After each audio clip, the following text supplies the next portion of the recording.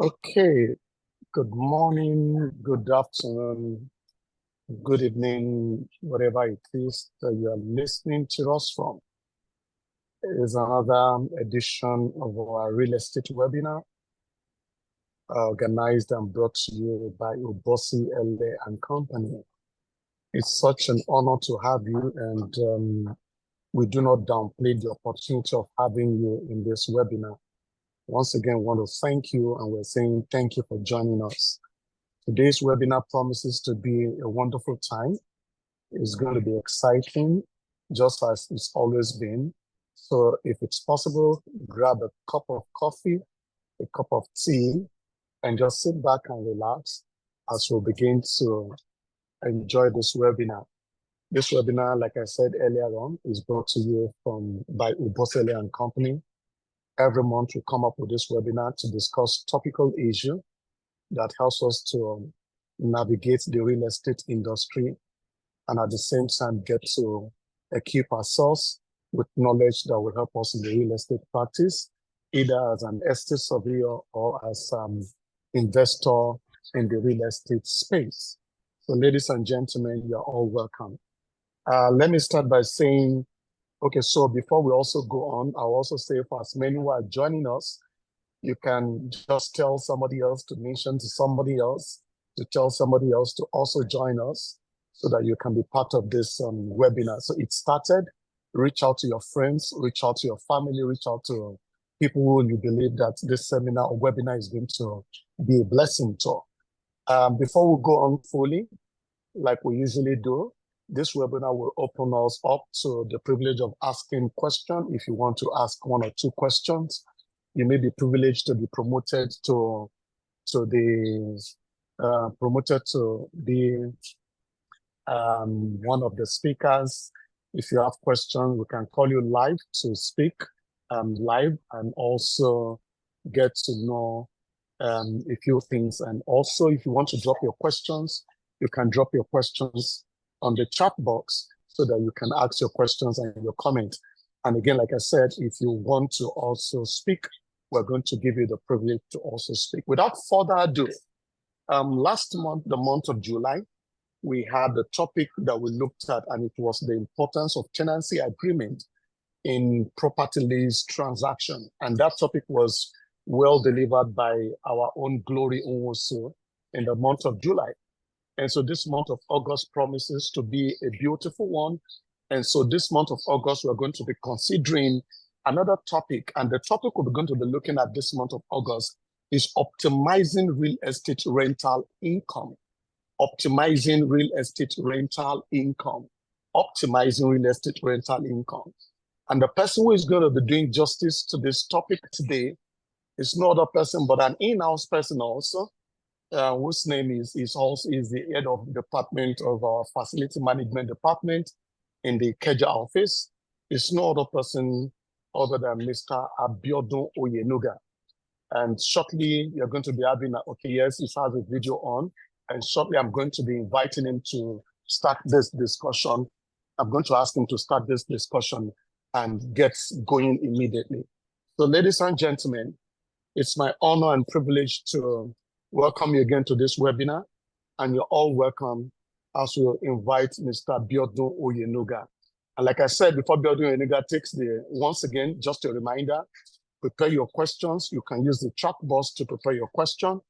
You can raise up your hand after the presentation. We can promote you to the panelists to make your contributions or comment physically or live if you so desire.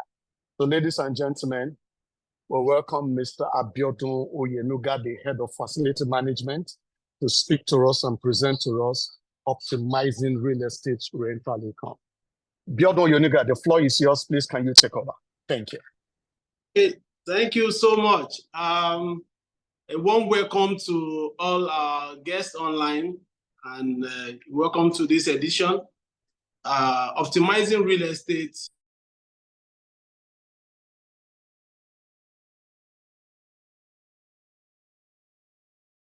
Income. You know, what we mean by optimizing your rental income, and it simply means what you have to do, the overall value of your property, to make it much more than what you are getting right now. And that's cut across a lot of activities. So we are going to be sharing insights into those activities, those techniques, the ideas, and these are the ideas we're going to be sharing are formed from experience over the years. So we want you to join us as we take you through all of these techniques and ideas how you're going to gain a lot of income on your real estate portfolio. So as I proceed, we are going to be looking at what exactly it is when we say optimizing your real estate rental income. Optimizing your real estate rental income means putting in place strategies strategies that would enhance, that will improve your rental income. And some of these strategies, when we say optimizing, does not necessarily mean you have to keep increasing your rental income, your rental intake on a yearly basis. That is not all about optimizing. Optimizing also talks about tenant retenanship. How do you maintain your tenant and ensure that you have a rental income that is stable at every point in time? You know, not making sure that you eliminate or you reduce the level of what do we call it? That's the level of vacancy in your property, because that is usually what happens where you have quite a number of period where you have a vacant possession in your property. So we're going to be taking you through those techniques to optimize your income, ensure that your tenant is well taken care of, your property is well taken care of, you get good rent, and there is stability in the rent that you are expecting from your property. So from these talks today, we expect that our audience would be able to understand the key factors that influence rental income. You know, you implement effective pricing strategies, develop tenant retention strategies, leverage on market data. These are important objectives and things that we want you to take away from this. Objective and execute property upgrades, you know, so that you understand how this actually works. So moving away from that, of course, the target audience that we're looking at, property developers, are real estate professionals, you know, landlords and the likes. Now, moving into the techniques proper, you agree with me that the sole aim of you investing in a real estate is for you to optimize your income. You didn't just get that money for you to start running after tenants or start having issues with people paying your rent, or, you know, and you invest so much money and you don't have a return on investment for it. This is an investment. So therefore, there is a lot that you need to do. Number one techniques that we are going to be sharing with you today is engaging the right professionals. The right professionals. Very, very important that you engage the right people to manage your real estate investment. This is the bedrock of any real estate investment portfolio. If you don't engage the right professionals, there is definitely the chances of you getting it wrong is very, very high. So engaging the right professionals in your real estate business is very, very key. So we are going to be looking at also understanding the rental market. Now, before I go further, before you look at rental market, the best people who are going to give you insights into the rental market are actually the professionals. The professionals, they are the ones who can analyze it. They are the ones who have the data to say, oh, this is a property that you have at this social location, social property that you have with this kind of amenities, social property that you have with the kind of facilities that you have provided. This is the kind of rent that you can get. So they are going to advise you right. And at the same time, they're not going to just advise you on the fact that, oh, simply because you have this property, they're also going to consider other economic indicators, which include demand and supply, which includes what is the going rate at this area, then putting into place what facilities has been put in place or amenities has been put in place. So that is why it is very key to understanding the rental market. So when you engage the right professionals, then you are on the right track to moving to the next step, which is understanding what the rental market is. The rental market has to do with pricing, understanding what the rent is in a particular location, what the rent is going to be, even forecasting for rent in the future. We can all see what is happening in the Nigerian economy right now, where the dollar to naira rate is quite a large margin. So a professional would be able to determine, would be able to forecast that, okay, see, this is what is going on in the market. This is the best way to go. Look at this rent. It is better for you to retain this tenant and agree on terms than you looking for a tenant, and on the long run, you are losing periods where your property is void, where you don't have people living or using the property, and thereby you are losing rent. So market analysis is very, very important. Number two, competitive benchmarking. Competitive benchmarking talks about you looking at what exactly your rental rate is and what is the amenities that you have, and comparing it with other properties as well. Two properties can be in the same locations and one commands a better rent than the other one. Talking from the finishes, from the look of the property, the facilities that you are provided, the car space, you know, all of those amenities that you are provided are very, very important. Then number three, you look at the economic indicators. What are the economic indicators? For example, now we can see what is going on in the country. Many companies shutting down. Many salary earners are having issues with paying a lot of their bills because of the inflation rate. Inflation rate going to about 35% now. So definitely it's very, very important for you to understand how the market is going. And the only way you can do that is getting in touch. And that is why from the first slide, we talked about engaging the right professionals, because they are the right one to tell you, okay, see, this is what it is. In order for you not to continue to lose rent or to, you know, start having long period of void in your property. So economic indicators are very important. Understanding how what is going on in a particular location and comparing what exactly you have as a building. So that is very, very key. Again, we'll talk about effective pricing, which also has to do with market analysis.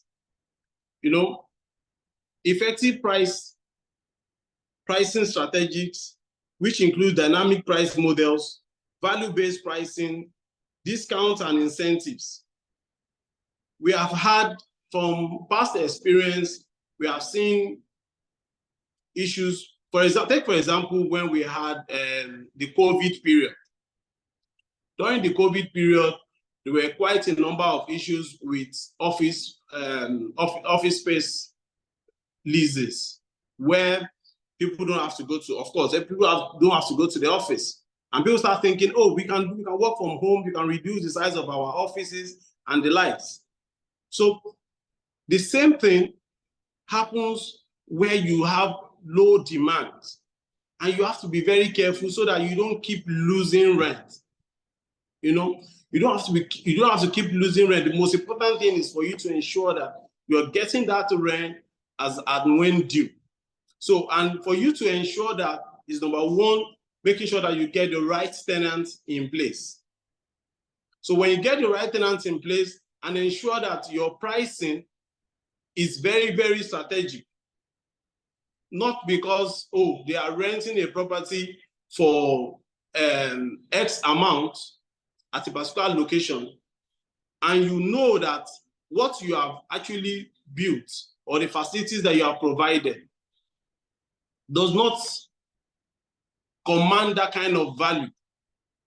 and you want to achieve the same amount, you are going to end up losing a lot of rent because your property is going to be in the market for a longer period.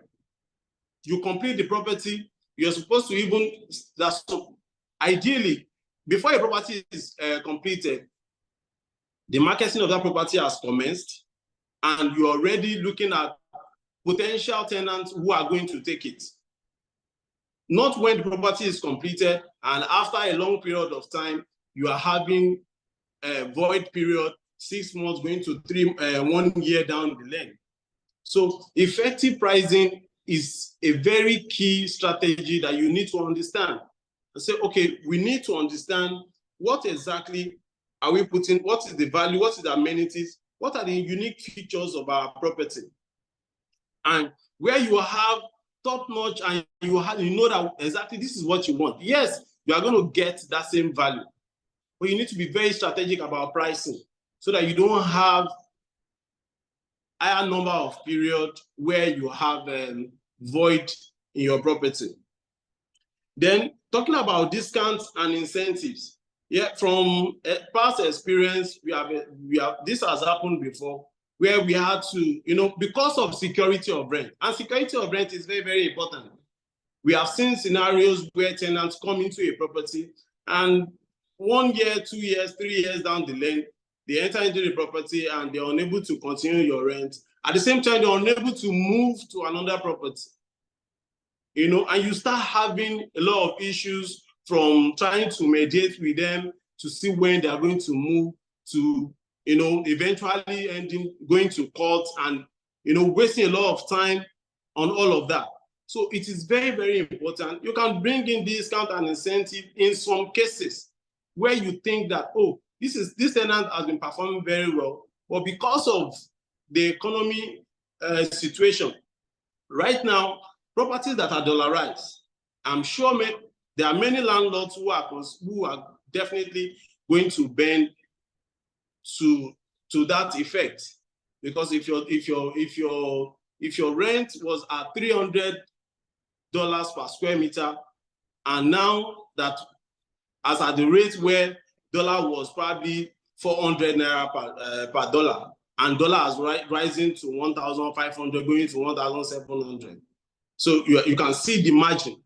So definitely, if you don't want to lose a good tenant, who you know that will never hold you rent, it is far better that you definitely consider doing a discount or putting an incentive. Incentive can be in terms of probably, rather than them paying for 2 years rent, they can decide to pay a year rent or instead of paying 2-3 years ahead before, give them that leeway to pay on a yearly basis. So those are where we talk about discounts and incentives, just to ensure that your rent is regular and is stable, because that's exactly the major investment. How do I put it now? The major key thing when it comes to you achieving that income. So you have to ensure that there's regular and steady rental income that is coming in from that property. Then we'll go to what we call the property upgrade for increased value. This is not very common, it's not very common because property owners especially wants to take the rent, and of course there are a lot of responsibilities everybody wants to take care of. But after a long period of time, we found that it is very, very important to do property upgrades. Property upgrades helps you to also increase your rent and get good rent. Right now, there are a lot of ideas that has come into play. I'll give you an insight where a commercial property, an high-rise commercial property, the occupancy was about 2,000, I think about 2,200 square meters. And they never for once had up to 70% occupancy, usually around 50-60% occupancy. So because of this, we took over that property and we were able to bring in some ideas that upgrades the property. What was the issue? The issue was about tenant complaint about how am I going to, what is the basis for what I'm paying in terms of power? What am I paying in terms of service charge? And as a result of this, tenants come in, after 1 year, 2 years, the tenants, they have to move because they keep, the rate at which they are being built is quite very high. You will see some tenants, they are okay with it because they know that what they are using is very, very, their consumption is very, very high. So they really don't matter. But you see tenants who are also willing, they are ready to pay your rent, they are ready to pay the service charge, but at the accurate amount that they are supposed to pay. So as a result of this, we came up with, okay, what is the issue? The issue was power. And okay, what can we do to resolve this power? Let's go digital when it comes to this power.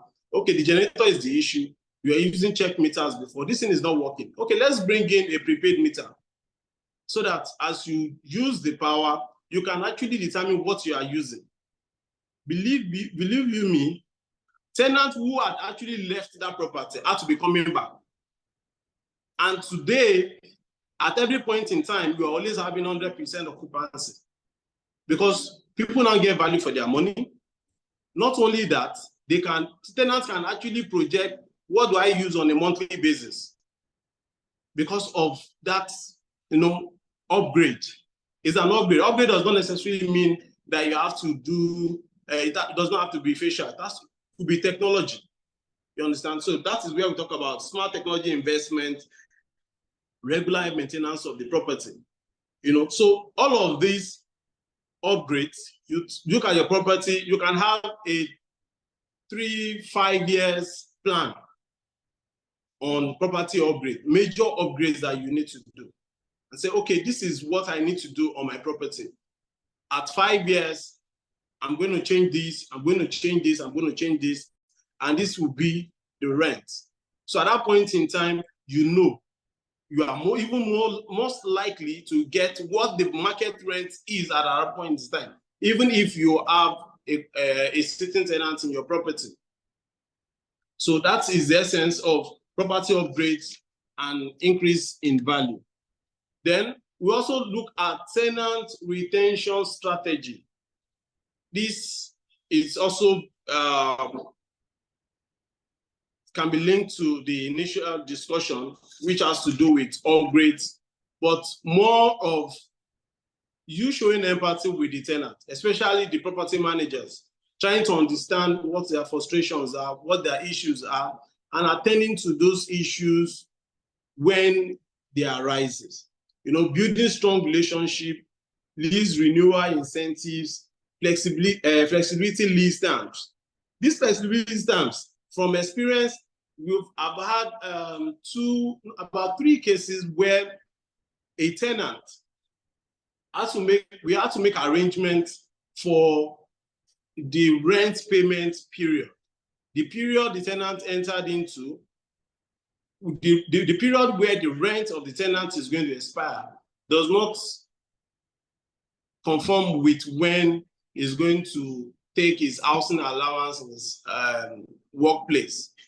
And we had to, flexible lease terms where you have to readjust so that that this can actually meet the tenant's obligations as well.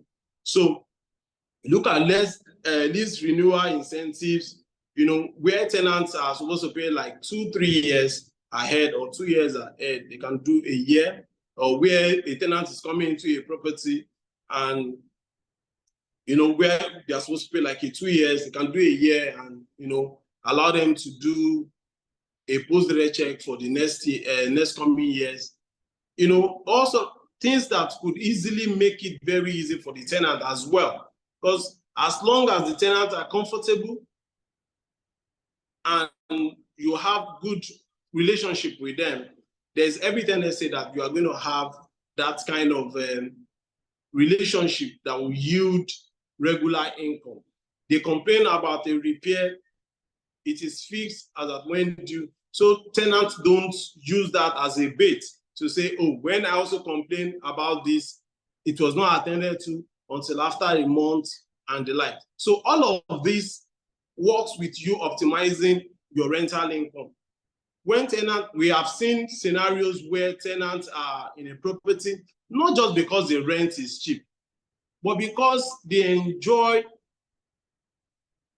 the management style, they enjoy the landlord relationship, and they just keep that relationship, and they keep that apartment or they keep that building in use, and they use it as if it's their own. It is very, very key. In many cases, some people complain, yes, we can have some cases where the tenants are very, very bad. But in some cases where you have tenants that are good and the tenant and landlord is also responding accordingly, you are almost 100% sure that the relationship is going to yield good.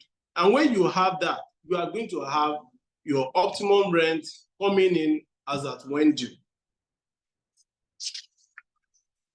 Moving away from that, we'll move into minimizing vacancy rates. Minimizing vacancy rates. Minimizing your vacancy rates goes beyond you just marketing your property. It has to do with you planning properly, which has to do with proactive marketing. The property is going to be available at also point in time, not when the property is even available. You're already strategizing for how you are going to get tenants for it. Who are the suitable tenants to take this property? And you're already, sending them offers to say, okay, this is what we have available, and this is going to be very, very important to your business or to your growth or to your staffs and things like that. So very, very important that you minimize your vacancy rate. This is one aspect that I know that a lot of property owners, well, maybe from the fact that they feel, well, I have to get what I need. But it is very important to also put in mind that the more you lose, the more you create void period in your property, you're losing rent. You're losing rent. So it is very important to ensure that you minimize that vacancy rate in your property, do a pre-leasing strategies, streamline the application process. Not every situation, you have to come physically, we have to see this, we have to see that. Yes, that can come, but you can streamline all of this to having a video chat, a video call to ask questions, know about the tenant, know a lot of things, do your background check, and understand that, okay, this person, whether it's okay for the property or not, before even initiating any physical contact. So it is very, very important to ensure that carrying all of this out, you are going to reduce your vacancy rate. Marketing that property as at the time that it is very, very, when it is peak for it. So you have to ensure that, yes, you are doing what you needed to do at that point at the right time, to ensure that you get the right kind of tenant. Then moving away from that, we're looking at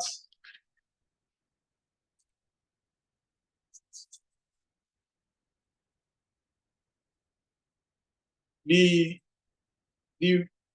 most important aspect of all of this.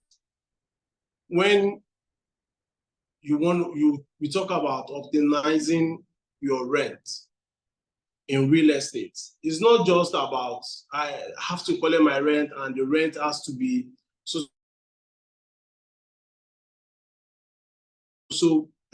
price. I have to ensure that I get everything that I want without caring about the property owner, I mean the tenant, or so it goes without situation still and maintaining profit. It's a win-win situation, but at the same time you are maintaining profit. We've had cases where we have a tenant who have been in a property, for example, and consistently has been paying rent in that property. You don't want to lose that kind of property, especially when these are properties that are industrial in nature, or probably an office block, and they are taking the entire building. You can be assured that your rent is secured. And that is the most important thing. Because the same property that you think that, oh, if they know they're not going to take it, you might end up losing 6 months to 1 year rent, not getting anything. So in conclusion, optimizing your rental income requires a comprehensive approach that involves understanding the market, setting the right price, making smart property investment, and maintaining long relationship with the tenant. So your relationship with the tenant is very, very important. Carrying out property upgrades, very, very important. Pricing with ensuring that it's not just, you're not just doing the pricing, but you're doing the pricing based on the analysis that has been carried out by a professional, a market rent analysis that has been carried out. And okay, you can agree that, okay, this is what the rent is all about, not because I need so amount of money, I need to get this so amount of money. You might end up losing that property, losing a good client. You might get a client. Don't get me wrong. You might get a client that will pay it, but you might end up losing that amount of money, that initial money that you got, chasing the tenant out of the property. So that is why it is very important to do your rental analysis very, very well. Get the right tenant into the property, maintain good relationship with the property, with the tenant, and at the same time, ensure that regular upgrades are done on that property. With that, I believe you would enjoy the income from the property, and you are almost sure that your investment will give you the kind of return that you expect. So like I said, this is going to be more like sharing ideas, and we're looking forward for your questions and answers, and we can discuss further on this topic. Thank you so much. All right. Thank you so very much, Biodun. That's a very, very concise and very instructive one. Thank you so very much for that presentation. I'm going to, come up with a few talking points based on your presentation. Then we'll now go to take one or two questions. I've seen somebody who made a comment, which I'm going to come back and talk about shortly. And again, for those of you who have listened in, you have questions, you want to make comment, please, you can raise up your hand by the showing of hands, and then thereafter we can take it off from there. Thank you once again, Biodun, for that. We're talking about optimizing real estate rental income. When you started, Biodun, there's a particular major key point you mentioned on which I want us to let's discuss it briefly, and that is when you talked about engaging the right professionals in helping to optimize your rental income. From your professional standpoint and from your experience in the market, would you say that this issue of having to work with the right professional is still a major issue? Are you saying that people or investors or property owners still do a lot with people who are not professionals? Is that what you are saying? And from your benchmarking, maybe from a scale of 1 to 10, will you say people still do a lot more with people who are not professionals as to dealing with professionals? Because this issue of engaging the right professionals, I think it sets the tone or the benchmark for this discussion, because if you don't get the right professionals, then we cannot even be talking about optimizing your rental. So I'm asking, and I want you to delve a little bit into it, a little more into it. Would you say from your standpoint where you stand, we still are not engaging, investors are not engaging the right professionals? What's your take on it? Yeah, thank you very much for that question. And specifically to say this, if you have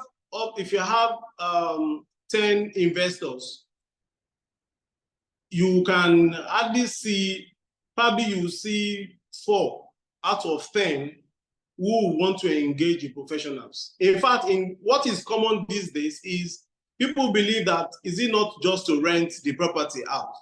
I'll get the tenant, let them come, I rent the property out. And after they've rented the property out, they start looking for, so in most cases, they may not start looking for a professional property manager by then. They are looking at people who are going to, they just want to manage it and see until maybe probably the first year and they start having issues. They start looking at, I can't do this on my own. Let me look for a professional to handle this. So in most times, people don't see where the professionals are supposed to come in. They believe that it is when the problem has started, that is when the professionals are supposed to come in. Not knowing that it is actually when you're doing your construction, before you even start your construction, you should engage the professionals. They should advise you. This is what you should build.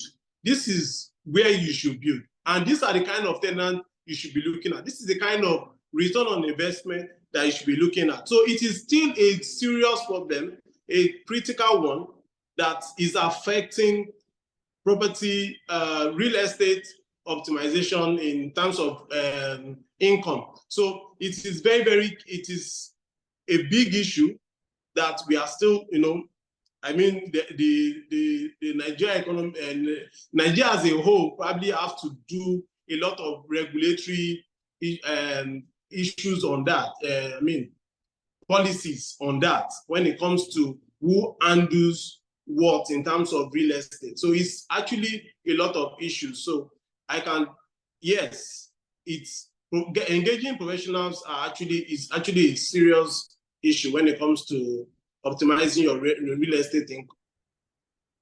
Okay, thank you so very much, Biodo. Let's quickly go to one talking point that somebody raised. Okay, by the way, for as many who are listening to us, there's a major, not major, there's a slight issue with the names of people who are, so when you send in your questions, please do us well. Normally we should get the name, but I think something, we can't do with all of these technical glitches, We had issues where at times you can't even get the names of the people who are sending the question. Please, for those who are sending question, please just do well to put your name as well. So, there's an issue somebody raised, and it has to do with some of the things you also said. While you started, there was focus on incidental. Like I said, I didn't get the name of the person who raised it, but that's the first question you had here. The person talked about being a professional firm. We should not promote the dollarization of rent, because I remember, I don't think that was what you did earlier on, though. But you may want to talk about it if I made one or two comments. This person thinks that the way you spoke earlier on when you talked about rent, when maybe $300 to base, the dollar had increased to and all that. What is your take generally? And I don't think as a company, we actually promote the dollarization of rent. That's not what we do.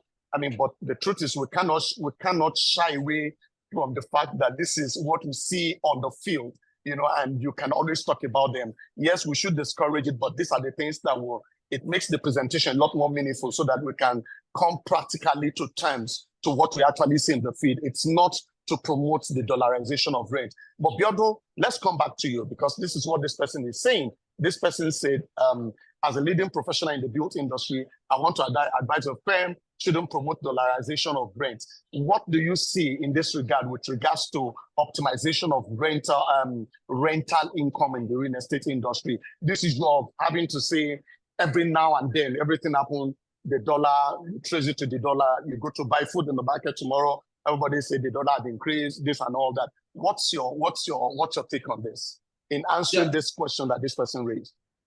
Okay, concerning the issue of dollarization, actually what the message is that, firms or companies who are actually doing this, getting rent in dollars are actually, I'm trying to say that they are actually, now they are saying that this is not the way to go.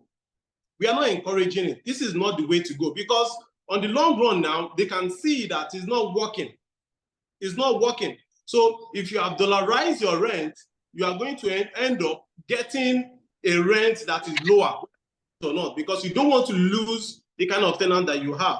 So we are not actually, the message is not to promote, but just to say that this is exactly what is going on in some phases of the real estate, and it's actually not working, because the what has happened to dollar now is definitely not giving the same value that you have on ground, or what is supposed to be. So we are not promoting that, but just saying that if you look at what has just happened, it is an evidence that it is not something that is sustainable. It is not sustainable, and it is not the first time that this is happening, because the dollar has always been. So it is not something that is sustainable. Okay, thank you so very much, Bill. I think that clears the air, just like what I said earlier on. I mean, for the first sorry, like I said earlier on, because of the technical glitch, the names are not coming up from the question and answer. We can't see the name. So, I mean, that's why I can't call the name exactly. So if you send in question, please do well to put in your name so that we can actually call the name appropriately. And if you have any question, please just raise up your hand. We can promote you to one of the panelists so that you can as well ask the question. So, Bill, let's quickly go to I don't know how much of, yes, there are certain things you also mentioned earlier on before we go into the question point. Well, let's go to the question. I can come back to that. This person is saying that we have this question from this person. I'm sorry, I don't get the name. Is saying, please, what do you do when you have landlord who don't like carrying out renovation on their property after a tenant leaves, and a new tenant is coming and refundable deposit has been paid by the new tenant? Let me read this question again. What do you do when you have a landlord who don't like carrying out renovations on their property after a tenant leaves and a new tenant is coming and refundable deposit has been paid by the new tenant? I think this is coming on the heels of what you said, by trying to say the things you can do to scale up your rental, to optimize your rental income by ensuring that property are put in top shape. So this question, how would you respond to this question? Okay, thank you for that question. And on that question, just the straight answer to is number one, get engaged with a professional. And why I keep saying this is because a professional firm would always have a discussion based on the condition of the apartment. You are taking an apartment that requires a renovation. The value they are going to give you that property would not be the same as the property that is well renovated and nothing for you to do at all. So it is very important for you to ensure that what value is being put on the table for you in terms of rent. What is the rent? So if a landlord, in most cases, you know, the idea is that, oh, I want to take an apartment and it has to be, everything has to be fine. Sometimes landlords already lose rent for them putting a rent at so value. If the going rent of a property is 5 million naira and the landlord has decided to let the property for 4 million naira, even without saying it, he's already losing rent because he knows that he's getting, there is a consideration from your own side by renovating the apartment. So, but you can go further by ensuring that you have all of these well discussed. And you can be very sure that by the time you come up with this kind of discussions with the landlord, you are giving me the property for 5 million naira. And this and that is not done. This is not done, this is not done. If the landlord has necessary information to give you as to why, he would explain to you. Probably he's going to tell you what the actual rent is and why he's giving it for that price. But if you cannot defend it, you can use that as also a negotiation tool for your own side and say, see, you're going to carry out A, B, C, D on this property. So I think that this rent is too high. I'm willing to pay this and I'm going to do this repairs in the property. So the issue of whether or not you are paid a refundable deposit or non-refundable deposit has to do with when you are leaving the apartment, not when you are coming in. So you might come in with a property that requires renovations, and you do the renovations on the understanding that the landlord already understands with you that you are going to carry out XYZ renovations. And you are going possibly because you are going, by the time you are living there after 3-4 years, you feel, oh, I renovated the place, so I have to destroy the whole place. Whether the place is fine or not, it does not matter. So this is why we keep saying that professionals are very key. If you talk to professional firms, they will definitely give you all of these guidelines, and you will know that you are getting value for what you are taking. Okay, thank you, Biodun. I think another question, which is also, I think this question seems to be featuring prominently. We've got quite a lot of questions here, and I will do well to let's take this question. And please, from the back end, I can see that 2 hands have been raised. So please, let's promote them to the panelists while they are still muted. After you take one, I think I have 3 already. So let's promote the 3 of them to panelists and keep them mute. And by the time you take additional 2 or 3 questions, we can now allow them to speak. They're going to introduce themselves, their names. Like I said earlier on, because of the technical glitch, we can't seem to pick the name. You're going to introduce yourself, and you're going to make your comment or ask a question if you so desire. So, Abiodun, like I said earlier on, this question seems to feature prominently. Somebody is also asking here, say, how do you deal with a landlord that doesn't take repairs too importantly, and hence want his rent to increase? I think you've actually answered that. It's similar to what you just said earlier on, basically, and you've actually mentioned to us the need for us to ensure that professionals are involved. When the professionals are involved, they're able to have that conversation with you, both from the standpoint of the tenant and from the standpoint of the landlord, to know that, hey, these are the things that have to be done. And I think from one of the things that one of our webinar, I think the one we had last time where Glory spoke, that's what we talked about, documenting those things, having tenancy agreements where everybody understands their responsibility, where a landlord is supposed to do A, B, C, and the tenant is expected to do this and all that. It's also very important. I think you've answered that question, except you still want to say 1 or 2 things before we go to another question. Do you want to say any other thing in addition to that? Okay, I just want to chip in that the person might actually meant when you are in the tenancy, you are still in tenancy and the landlord refuses to carry out renovations. Yes, it does happen. And in most cases, in some cases, some tenants might actually not inform the landlord or inform the property manager in good time. But at the same time, if you are a good tenant, you pay your rent as at when due, you can be assured that most of the time the landlord will respond. But if you have been the type who frustrates the landlord as well, I mean, some of the time, this tit for tat happens in between landlord and tenant. You don't do my repair in good time, I delay your rent. Or you always delay my rent. Or you are requesting for this repair. Oh, me too, I will wait. But at the same time, we are saying when you have professionals involved, it is always much more easier to do all of these things. And sometimes some of these things might be as a result of funding. Even the landlord might not have the funds at that point in time. So some of these things does happen. Okay. All right, then. Thank you very much, Biodun.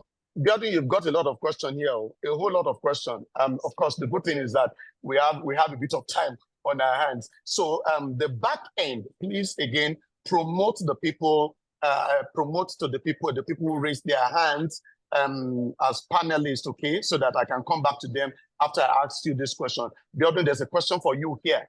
Okay, this one is talking about, I don't know, this person, once again, sorry, the names are not showing just because of the technical glitch.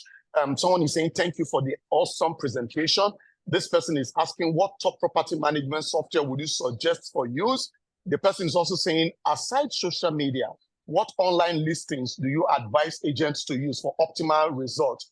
We will get the slide. He's asking if we're going to get the slides of the presentation. Oh, definitely are going to get the slide of presentation. Just drop your email addresses and we're going to forward that to you after this presentation. Biodun, aside from social media, what online, what other means do you think that agents can use for optimally you know, I think I need to answer when this person is saying, what software would you suggest? Usually we try as much as possible not to promote software, particularly over this discussion. We can have them, not live, so that it doesn't seem you're promoting one software at the expense of the other. All of the software have their own either negative their pros and cons, but this can be discussed individually. If you can have that conversation with Biodun offline. But Biodun, can you answer this question?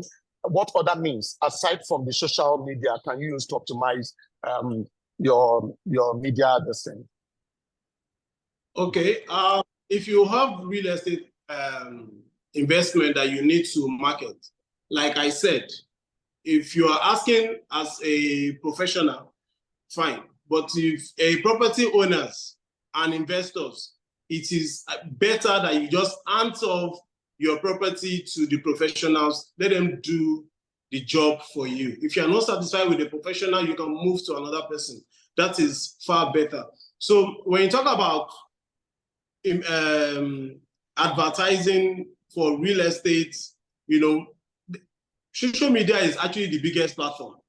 And from your Facebook, from your Twitter, from your Instagram, from your TikTok, you know, you can go all and on, even to Snapchat, to, you know, Telegram. You can, you know, your WhatsApp, you can market your property, and you can also do your direct marketing to people that you know that, oh, this person might need this property. You have a property you're marketing, you can sit down and analyze who are going to be in best position to use this property.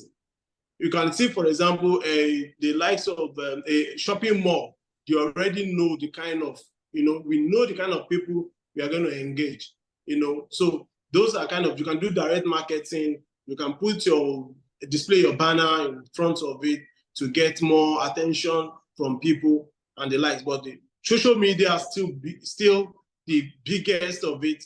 And all of those platforms, you can use them. You can use the newspapers as well. It's all well and good. No loose end. All right. Thank you so very much, Biodun. Thank you for that. A quick, let me mention this again earlier on. I think that was said when we were talking about the dollarization. I think we've actually said that we never encourage it. We discuss it based on the analysis, which is things that we see in the market. We discuss that based on what is in fact is against the CBN rule to actually collect rent in dollars. But I think that explanation was brought as a result of in explaining the things that we have. I think we have like additional 10 questions, but let's go to the people who are online. And I mean, people who is online. So let's see. Please, can you unmute yourself? If possible, show your face, then ask your question. I can see that we promoted one person to ask the question. If you're able to do that quickly, we're waiting for you.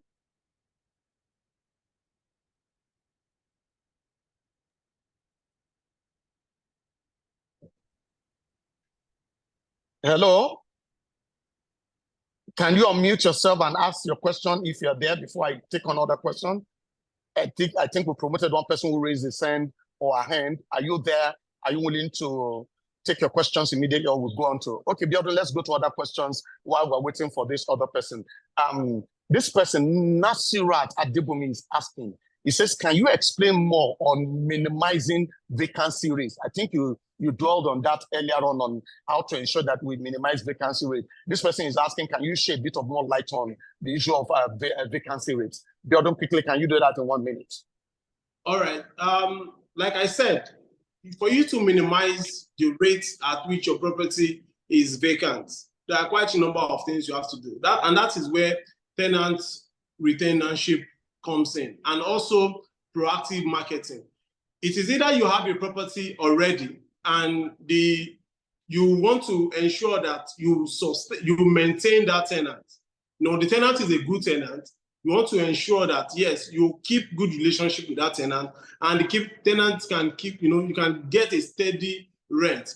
And in the other way, whereby you have a property and you want to ensure that you minimize your vacancy, it's a new property. Before the property is vacant, before the property is even available in the market, and available can be in terms of, oh, it's a new project that you're doing, and the project is yet to be completed, but I mean, in the next 1 month is going to be completed, you can start marketing your property. Or a tenant is about to move out and you already have details of what you have available. You can start informing, people who that might be available to take that kind of property, that you're going to have this available, so that as one tenant is moving out, you already have somebody who is available, or the information about the availability of that property is already out there for the public to use. So that is how to maintain and reduce, to minimize your occupancy rate. All right, thank you, Biodun, for that. Quickly, please, we've had already 2 people have been promoted to the panelists. Please, I think one already unmuted him or herself. Can you unmute yourself and show yourself so that you ask your question? If not, let's take other questions that we have. Please, if possible, can you show your face and ask your question? Let's hear your name and then ask your question.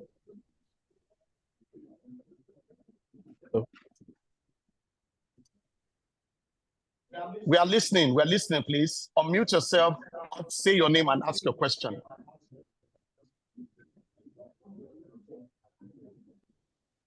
Okay. I think we'll probably have to take those people off the panelists. Please, can you unmute yourself, ask your question so that we can go on? Okay. All right. So Biodun, let's go on to. Let's go on. What is about to speak? Okay. But the person is not speaking. Please, Angela, please on the back end. If maybe you have to take these people off so that we can just concentrate on this question. Biodun, there's another question here, which this person is asking. He says, "Thank you, Mr. Biodun Oyoniga, for this insight shared." He said, "How do you deal with adamant landlord who refuse to shift grounds or rental rates based on the offer of the potential tenant who has shown interest, but high rate is the issue of the property with 3 void periods?" I don't know if you get that question. Can you read it too? You say, how do you deal with adamant landlord who refuse to shift grounds on rental rates based on the offer of the potential tenant who has shown interest, but high rate is the issue on the property with 3 void period? I seem not to get that, but I don't know if you can make sense of that question. Yeah. Yes, sir. Can I proceed? Yeah, please proceed. Please proceed. Okay. I understand, but the aspect where he talks about 3 voids period is probably the person is trying to talk about if the tenant has had issues, the landlord has had issues where he has some period of months or year that he has lost rent. But however, where you have, it is not impossible that you have tenants, you have landlords who are very, let me say, strong in negotiation.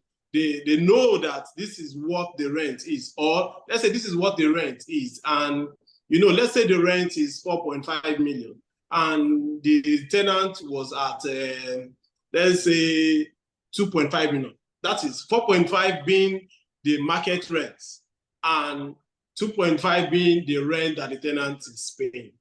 Number one is tenant also needs to be fair and understanding about have the knowledge of what exactly the market rent is and know exactly what are you offering, what are you bringing to the table.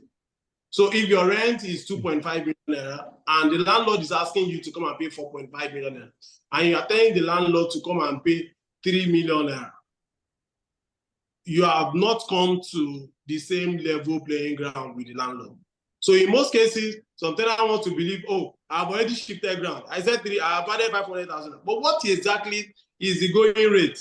If the going rate is 4.5, then the landlord, you are ready to pay 4 million. Because if you are going to move out of that property, you are going to pay, if not more than 4.5, you are going to pay probably 5 million naira, depending on the kind of property that you see. So in most cases, that is where professionals also come in. Because professionals have to now mediate between the landlord and trying to let landlord see some, especially where the tenant is a good one that pays the rent regularly. But if you are not the type that pay your rent regularly, you know that you already in -1 in terms of your point. So therefore, it is very important that you also come with a fair dealing. I mean, fair negotiation with the landlord. I hope I cleared that with David. Yes, thank you, Biodun. Thank you for that. So quickly, let's look at another. The person that asked that question, I think he put in Mr. Debayo Jonathan. Thank you very much for that question. And I think Biodun had done justice to that.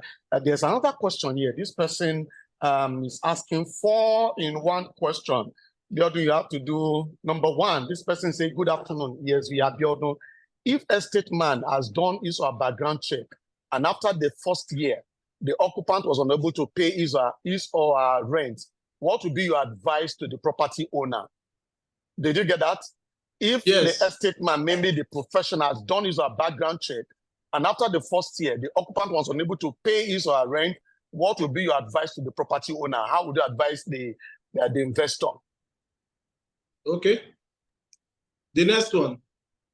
So the next one is saying, what are the estate professional bodies doing to put an end to quack encroaching into the property market?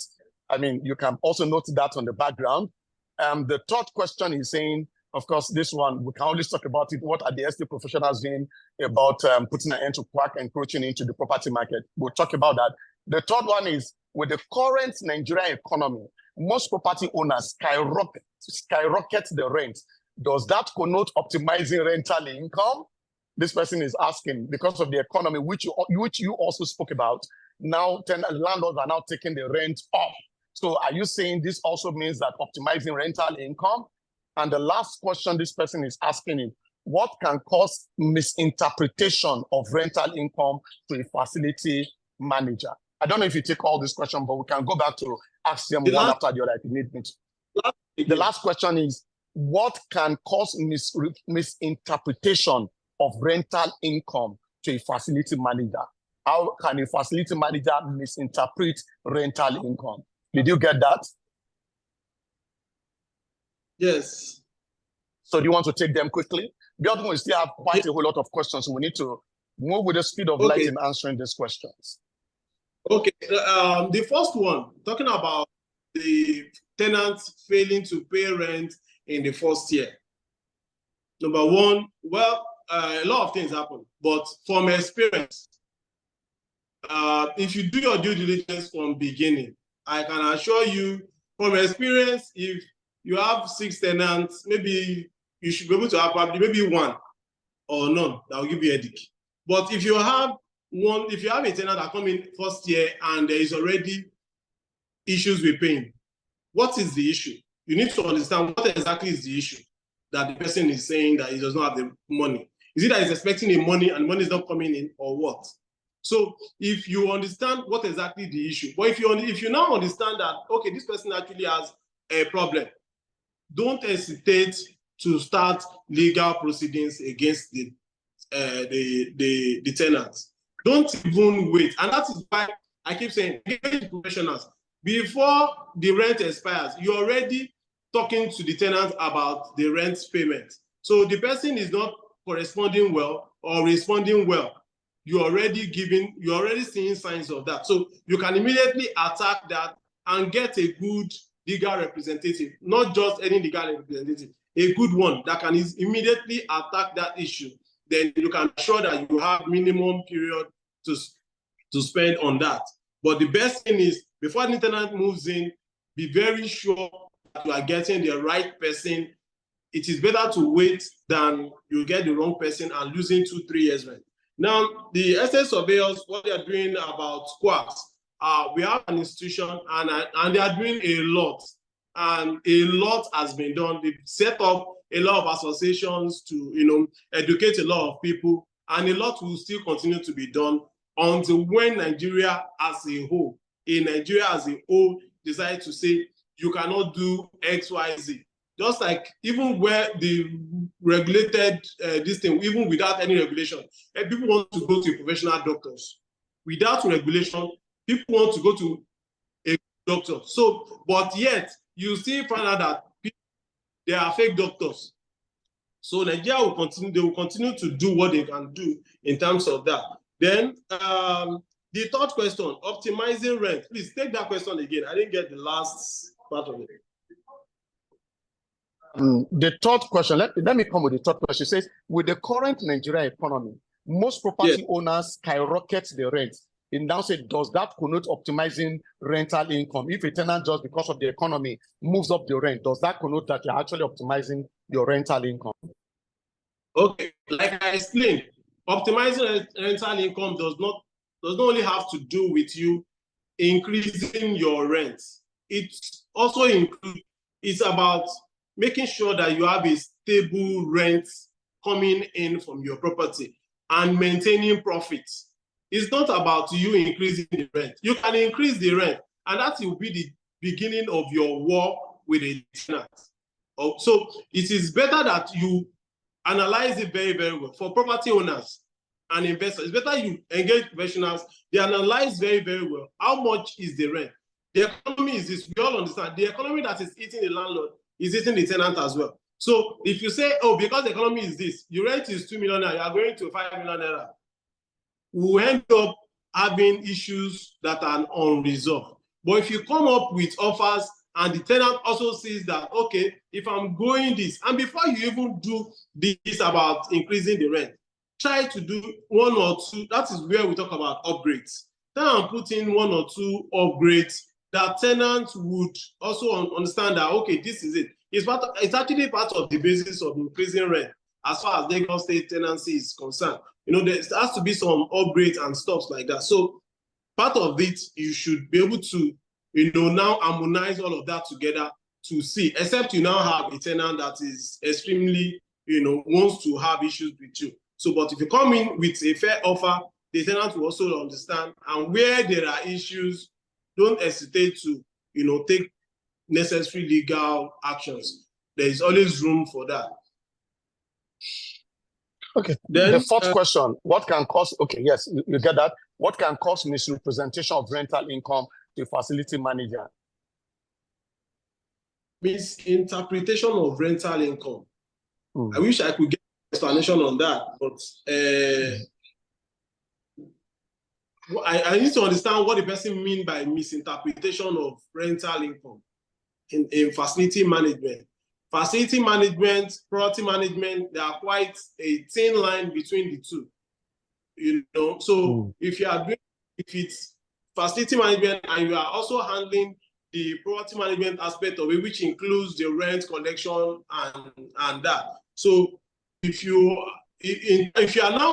now want to merge the two together in terms of facility management, you have to now ensure that you as a facility manager, you are providing the required services. Because I'll tell you an experience we had in one of our property on the island.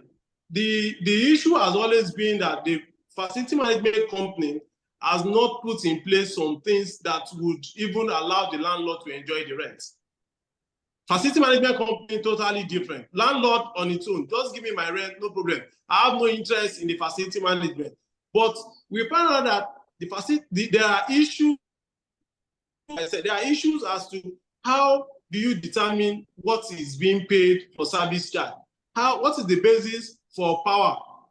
Because all of this thing comes as a cost to a tenant. So you as a facility management, you can also optimize the rental income by ensuring that the facility management services are well provided. And where there are payments to be made, the basis for it should be very, very plain.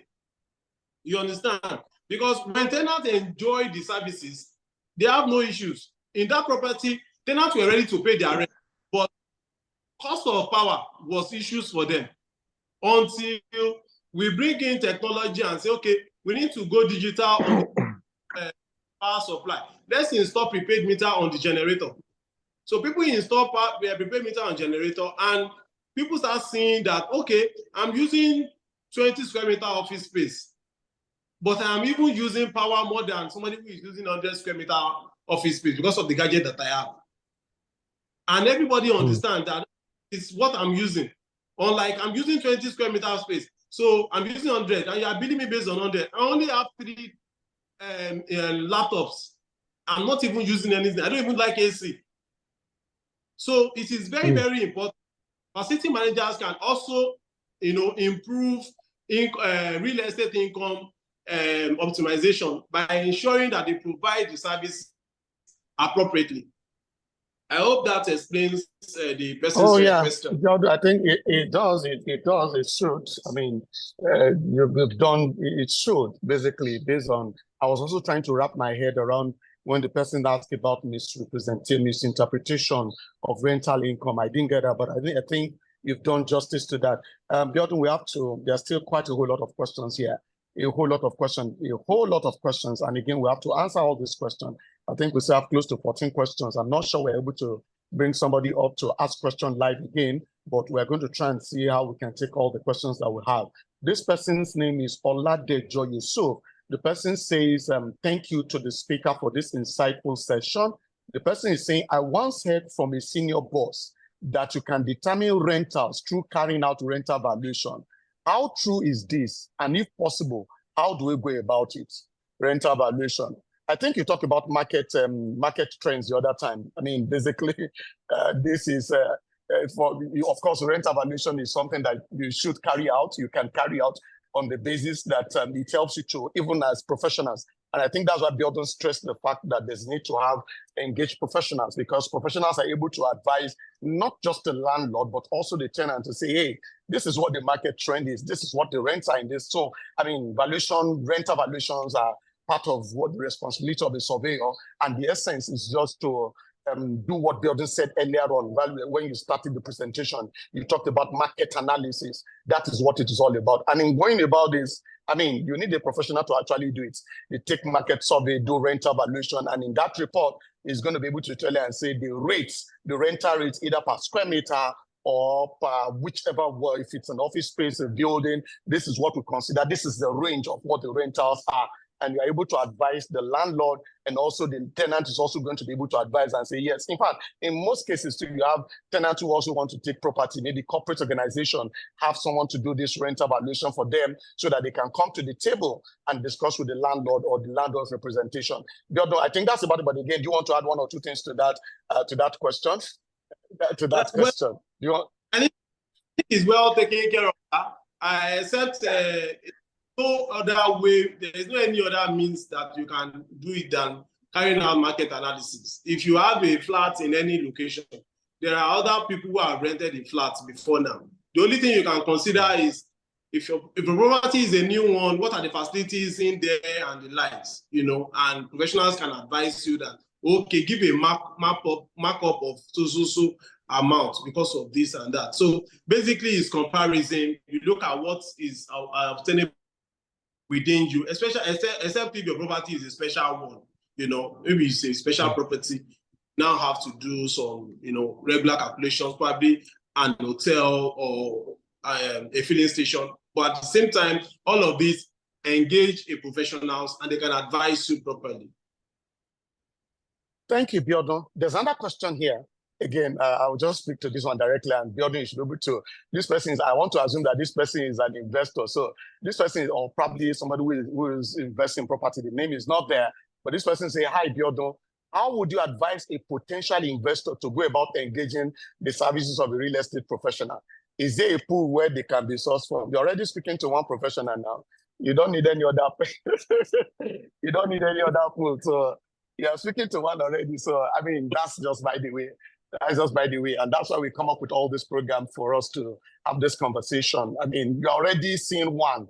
And this is what we do. And when we talk about topical issues, to ensure that at least people are able to know the things that are happening from this conversation, from this presentation, you can rightly deduce that, I mean, these are the right persons to actually get. But again, by and large, we have estate firm all around professionals. And I mean, they are not difficult. I mean, like they say this day, Google is your friend.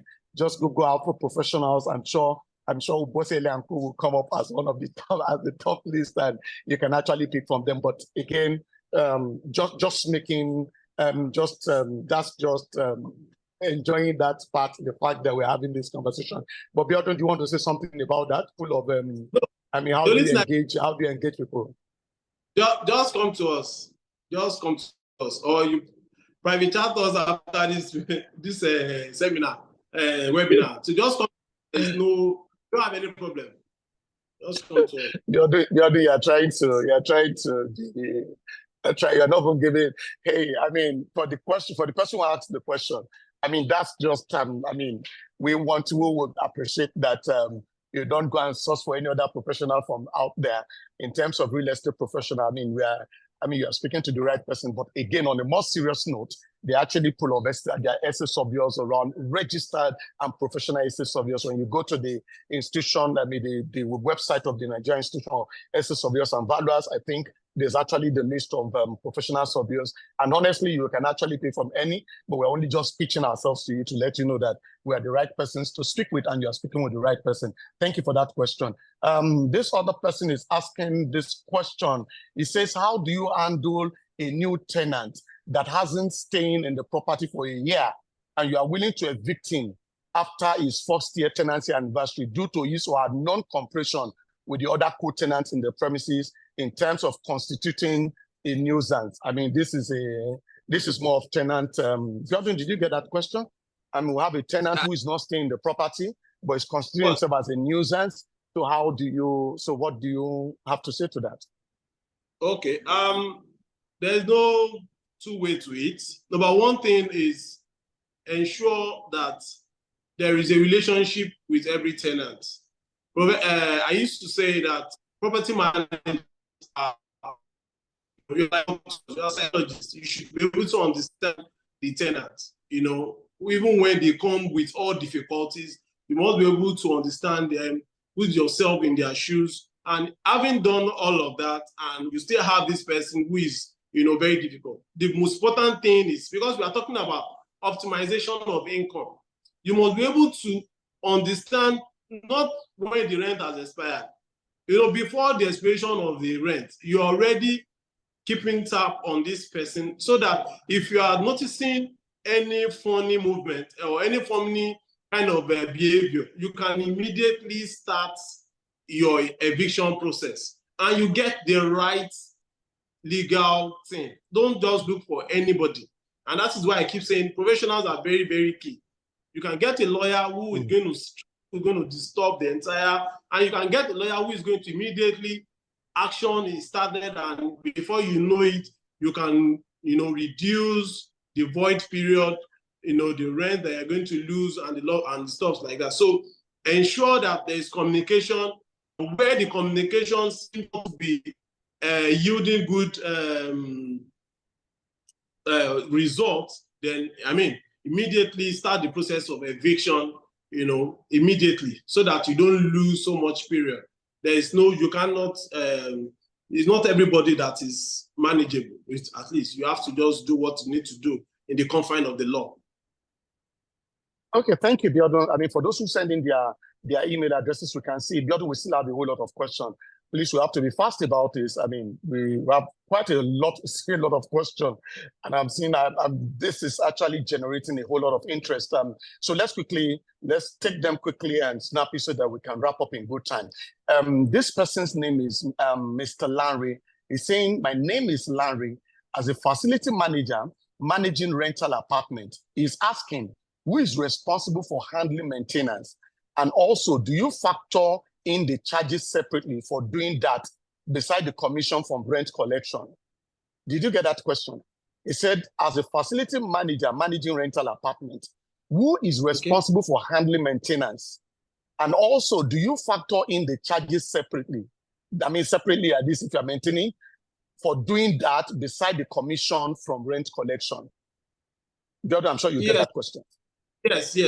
It's very straightforward. If you are a facility manager, you're managing a property, of course, the tenant are expected to pay a service charge.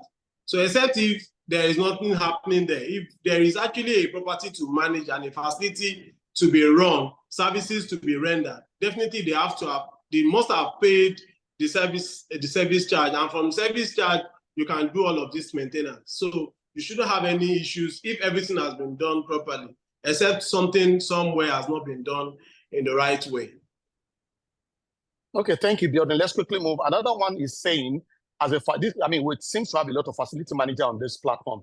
This one is saying, as a facility manager, how do you convince an investor who believes investing in rental apartments will not yield a good rent ROI or will take a longer time to recover rental value?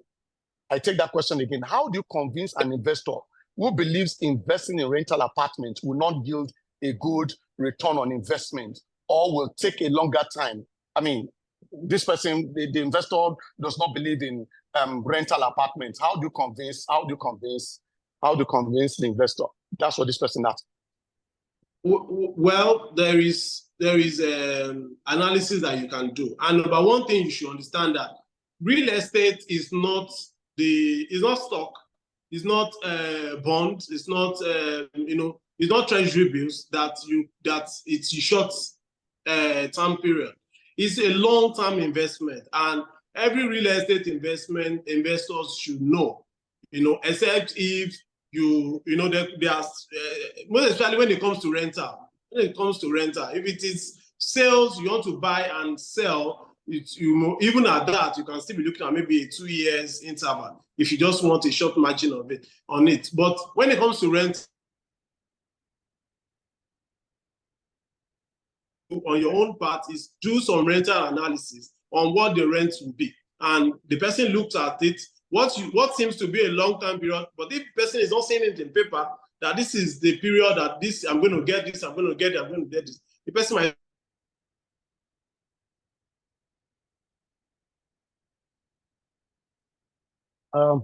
The other way, losing you. Okay, I think okay, that's fine. Okay, maybe I could just add one or two things to that. You rightly articulated it. Basically, I mean, the numbers, the way you can convince, there's no other way to convince an investor other than showing the numbers. I mean, investors want to see the numbers. They want to see the numbers. They want to say exactly what you're saying in terms of the figures. So your market, and I think the other did talk about market. I mean, while you spoke well about market analysis earlier on, and that's what professionals usually do in terms of market trends and market analysis. So if you're going to, there's no better way to convince an investor other than to do market trend and analysis to say, hey, this is why you invest in this location and you're going to get your return on investment will be good. I mean, you can even advise on location, the type. Bjorn also talked about earlier on the type of properties that you should go into and all that. So basically, no other way than just having the figures to show and doing your market trends. Thank you, Bjorn, for that again. This person is answering, I think, okay, this person, my response to landlord that refuse to carry out renovation is that I use the caution or security fees to carry out renovation. I hope this is the right thing to do. Bjorn, this person is asking, this person is, the landlord refused to carry out renovation, but this person is using the caution or security fee to carry out renovation. He's asking if this is the right thing to do. Okay, well, that is the essence of caution deposit or refundable caution deposit. But you have to be careful to ensure that what it is being damaged or the condition of property, the cost of it does not outweigh what you have collected as refundable caution deposit. So it is not, it is the normal thing to do, to use what has been deposited as caution deposit for you to use that as repairs if it takes care of what the damage is. So it's all well and good, but you just have to be sure that it's not beyond what the caution deposit can take care of. But maybe to also add to what you say is that, see, this thing can be very tricky. It can, like you said, it can be very tricky. I think it's important to also, no matter how, it's also always important to get the landlord informed. You need to get the permission. Yes, because you asked that this can actually cause trouble. It can cause problem, no doubt about it. But I think it's good to, like Bjorn said, that's the essence of the fund. But let's make sure that it is well documented. Let's make sure that it is well documented and it is well, the landlord is also well informed. Thank you very much, Bjorn, for that. And let's go to the other question. This person is asking, what factors, can you quickly do that, Bjorn? We still have a lot of questions. Quickly, let's go on that. This person E.S. Omosani is saying, what factors influences void in a property? What one thing or two things do you think cause void in a property? You talked about that in your presentation. Just one or two. Okay, you have a void in your property. I mean, at first, it's either the property is newly built or the property has just been vacated. And number one, the property itself could be the issue. And economy itself can be the issue why your property is void. So, but for you to minimize all of this, you have to at least put one or two strategies in place. If the property requires renovations, and a lot of people have been coming, one or two persons have come, and you have seen that, okay, this is the issue with this property, especially when the property is in a prime area. And you know that the kind of client, because the kind of property that you have, the condition of the property will also determine the kind of people that will come for it. Except if your property is in a grade A environment. Let's say property is in GRA now or in VI or something, and is a loan property, nothing has been done. A company wants to take it, they want to bring it down and do a lot of things, and that is quite different. But where your property is in a residential neighborhood, for example, and you know that if you renovate property, you're going to get the return on it almost immediately in the first year rent. So, and the funds are there, you can do it so that, because not everybody actually wants to go through the hassle of, I want to renovate, I want to talk to workers and all of that. So you can also reduce void by all of that. And also pricing. You have to make sure that the price you are asking for is fair. It is the market value that you are asking for. So if you do all of that, I'm sure that the void period will be reduced. Very instructive, Biodo, very instructive. You talked about the price has to be right, which is one of the major challenge where you can have void. If the property is overpriced, that is the major concern. Very, very well articulated. Biodo, let's rush. Let's see how we can do this quickly. I hope we're not going to respond we're not going to be responding to some of these questions by mail. This person is asking, let me go down and then come up. Okay, we have Mudashir Bello, we are going to send, we have your email. Olade Joyous, we have your email, we'll do that. Imodeng, we have your email, we're going to send that. Then this person is asking, what will be done to the landlords who does not refund caution fee to tenants if they did not damage anything in their house? Biodo? Well, like I said, the most thing is to deal with professionals, because professionals already informed landlord that this is not your money. And in most cases, to be fair to many landlords, tenants wants to take refundable deposit without actually making sure that the property is handed over the way they took. You know, you have to live exactly the way you took that property. The landlord did not pick money on the street. Aside from normal, maybe wear and tear, even up to paying.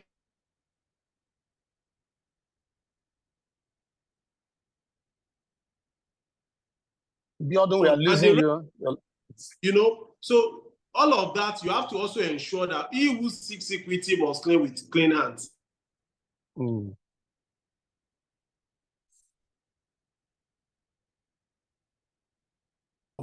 Biodo, your line, your network, okay, I think the network, okay. I think that is fine. Let's go on. You've talked about that. Let's quickly take more. Let me see if I can take a few more questions, because the questions are really much here, but I'm not sure we can actually exhaust all of the questions. This person is asking, of course, we cannot recap now because this is a whole lot of, you are going to get the video presentation and you can get the slide if you send your email address. This person is asking, thank you, Mr. Biodun Oyenuga. How do we handle a sitting tenant who has been paying his rent consistently? However, he hasn't paid for 2 years now. So, Mr. Biodun, what do we do? He's a consistent guy who has been paying, but in the past 2 years, he's not been paying. What do we do to this man? Well, it's an investment. It's somebody's investment. So if somebody has not been paying, 2 years is a lot of period. And the fact that he has been paying all this while, a lot of things can happen. You know, the man might be building a house and decide to shift the funding there, and he might actually not have the funding. So the ideal thing is talk to this person.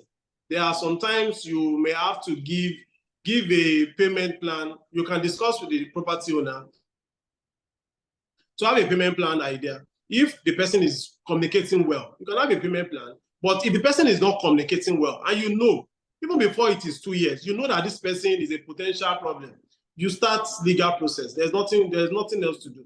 You can't be emotional about that. Okay, thank you very much. Okay, so I think okay, I will talk about this maybe much more later, because I think based on the question I'm seeing here, there may be need for us to do a webinar on why we need to engage professionals, because most of the question, yes, it's really border on. I think we have to speak with the team to look at maybe why we need to engage professionals. Abiodun, this person is also asking, without doubt, this is ES Omosani. Without doubt, the tenant occupying the property has an impact on the optimization of the property. In a tenant screening, what variable would you consider most significant? I mean, this person is asking about tenant selection, because the tenant is important in whether a property is going to be well optimized or not. So this person is asking you, what should you consider? What major factor should you consider when you are screening a tenant for selection in a property? Okay, thank you. Tenant screening is a lot of activity that you need to, and I can tell you that even from the point of the details of that tenant speaks a lot of volume. A tenant who is not willing to release a lot of information about himself, who does not have any social media page. Some people say they don't have any social media page. At least you should have one. All of these things count a lot. Where the person works, what the person does, to the point that even this is not about discrimination. This is about a lot of things. For example, a tenant, let's come to maybe a rent of 1 million naira, for example, a man who is, and you understand, you saw the business that the person is doing, you ask him questions about the wife, what business the wife is doing, how many kids is available. This person has 3-4 kids in the university. This is the business he's doing. What is the wife doing? If you do 2 + 2, if by the time you do, you can understand that if this person is not struggling with the school fees, he's going to be struggling with rent. So all of these things, you have to be sure that, can this person actually pay this rent? So you have to, from every detail that the person is giving you, you should analyze it one after the other.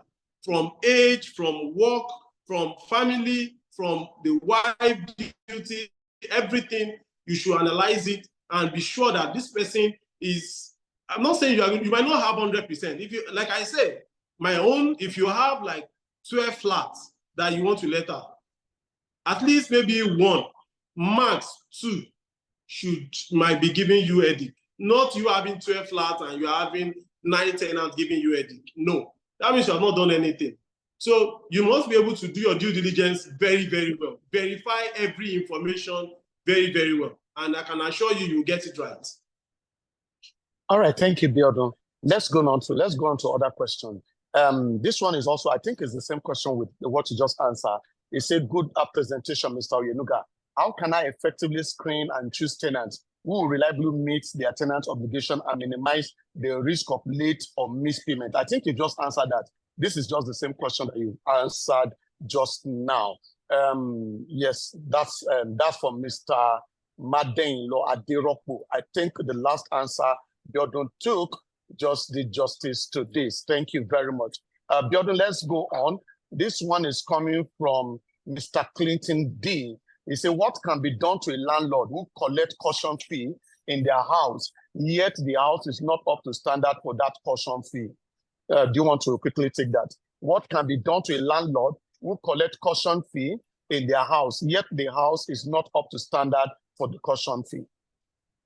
Like I said, caution fee comes at the end of your tenancy. So if you are paying a rent, your concern should be the value. What is the rent they are giving you, and what is the actual value of rent without vicinity? So you should compare those two together. So not just the caution deposit. So if you're able to analyze those two, you can actually negotiate on the issue of rent. And when you are leaving the place, you know that, okay, this is what I've done, this is what is left. The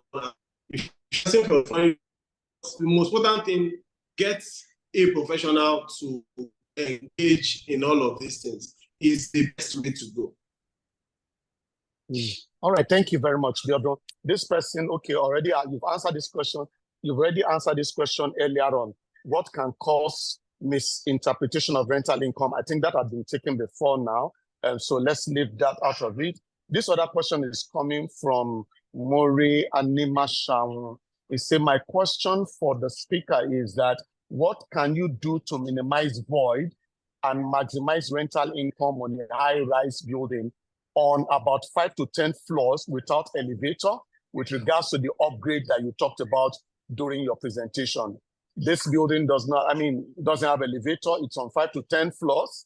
I mean, you talked about upgrade earlier on in your presentation.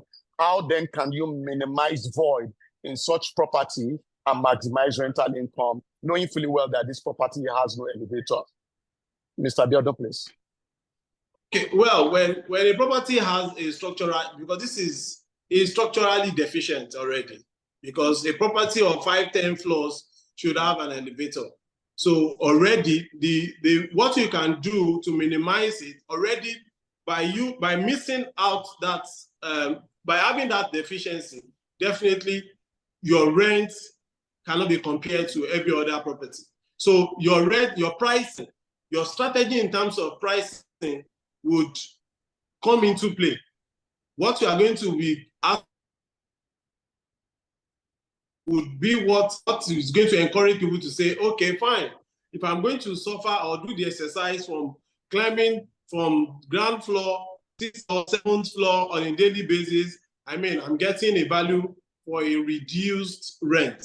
And every other services should be optimum as well. So I think your pricing would be the judge to that. All right, thank you so very much, Mr. Biodun Oyenuga. I think the other things that we have here are basically thanking you for the presentation. We have about 8 persons here saying thank you, Mr. Biodun Oyenuga, and they're asking for the soft copy. You have our assurance, we have your email, we're going to send it to you. I think we have about 8 of them asking, yes, all these are basically thanking you for the the presentation. So, I mean, at this juncture, I want to say thank you so much, Mr. Biodun Oyenuga, for that presentation. It was well captured, and I mean, a whole lot of talking points. You talked about optimizing real estate rental income, and I think from this presentation this afternoon, it's obvious that one key factor that we can take away from this presentation, and what we may actually be looking at also, is the need to engage professionals to do your things for you. You know, if you engage professionals, you can be sure that optimizing half of the problem is solved in trying to optimize your rental income. And Mr. Biodun had actually said that a lot in the presentation. Biodun, we want to thank you so much for doing this with us, and we hope that we are going to be having you at some other time to do this presentation. Thank you for so much for this. And for all our listeners, for those who have asked all these questions, we do not downplay the opportunity of having you in this presentation, for asking all of the questions that you did ask. Thank you so very much. We look forward to having you at some other time. For all of you who have dropped your email addresses, and sorry again for those who raised up their hands. I think we tried to promote them, but they couldn't ask those questions. I mean, we regret that we can't take those. I mean, you couldn't ask those questions live. Thank you all for asking your question, and we appreciate you greatly. We hope to see you in our September edition of the real estate webinar. And so please tell someone, and also the YouTube will be ready in a couple of days. You can also listen to this over and over and over again. You can send in your inquiries. If you have any inquiries, please do well to send it to us, and we'll also assure you that we're going to respond to your inquiries. On this note, on behalf of Obosele and Company, we want to thank the speaker and also want to thank you all for listening to this presentation, and we hope to have you some other time. Thank you, and God bless you. Do have a beautiful day and enjoy the rest of your day. So this presentation and this webinar is brought to a close. God bless you. Thank you.